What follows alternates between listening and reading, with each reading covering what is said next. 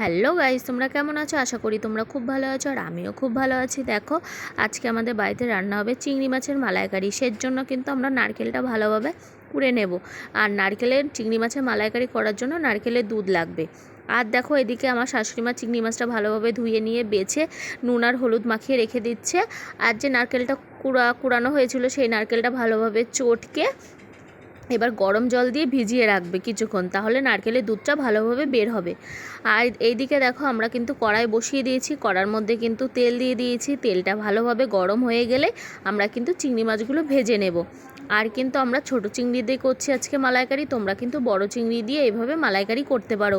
আর মালাইকারি খেতে কিন্তু খুবই টেস্টি হয়। আর এদিকে দেখো, আমাদের চিংড়ি মাছগুলো কিন্তু ভালোভাবে ভেজে নিয়েছি। আর চিংড়ি মাছ ভাজার পরে যেটুকু কড়ার মধ্যে তেল ছিল, ওই তেলেই কিন্তু আমরা ফোড়ন দিয়ে দেব। ফোড়নে দিয়েছি তেজপাতা, শুকনো লঙ্কা, আর দেবো একটু কালো জিরে আর একটু সাদা জিরে দিয়ে আমরা কিন্তু ফোড়নটা ভালোভাবে ভেজে নেব। ভেজে নিয়ে আমরা কিন্তু আদা জিরে বাটা আর শুকনো লঙ্কা আর একটু কাঁচা লঙ্কা বাটা দিয়ে ভালোভাবে আমরা মশলাটা কষিয়ে নেব।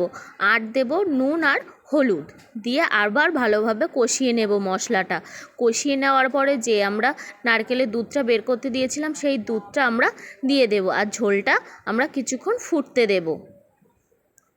দেখো, আমাদের ঝোলটা কিন্তু ফুটে গেছে। এবার কিন্তু আমাদের যে চিংড়ি মাছ ভেজে রেখেছিলাম সেই মাছগুলো দিয়ে দিলাম। দেখো, দিয়ে আমরা ভালোভাবে ঝোলটাকে আবার ফুটিয়ে নেব। দেখো, আমাদের ঝোলটা কিন্তু প্রায় হয়ে গেছে।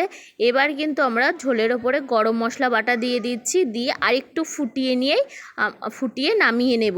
আমাদের চিংড়ি মাছটা কিন্তু রেডি হয়ে গেছে। আর এইদিকে দেখো, আমরা নামিয়ে নিয়েছি। আর চিংড়ি মাছটা খেতে কিন্তু খুবই সুন্দর হয়েছিল। আর তোমাদের যদি ভালো লাগে এই ভিডিওটা, তাহলে লাইক কমেন্ট শেয়ার করো আর সাবস্ক্রাইব করো। আর ফেসবুক থেকে দেখলে আমার পেজটাকে অবশ্যই ফলো করো।